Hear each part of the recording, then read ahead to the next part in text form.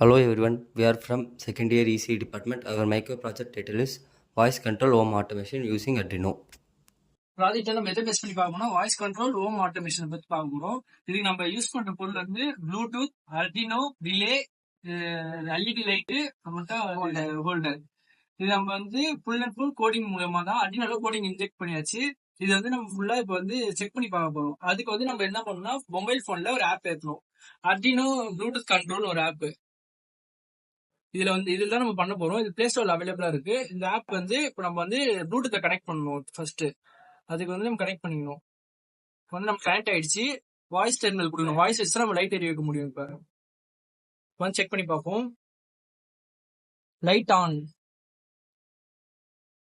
ஆயிடுச்சு. இப்போ வந்து ஆஃப் பண்ண போறோம். லைட் ஆஃப் ஆயிடுச்சு.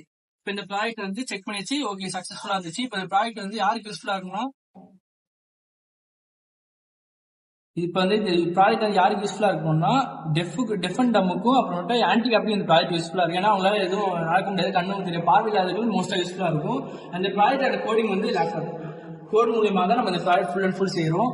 அதுக்கு மூலியமா கோடு ஏற்றி முடிச்சிட்டோன்னு தான் திருப்பி நம்ம வந்து இந்த ஆப் ஏற்றி இந்த தான் பண்ண முடியும். லைட் மட்டும் இல்லை, இது ஃபேனு, டிவி, இது ஃப்ரிட்ஜ், வாஷிங் மிஷின் எல்லாமே கண்ட்ரோல் ஆகும். இப்போ டெமோ மட்டும் லைட்.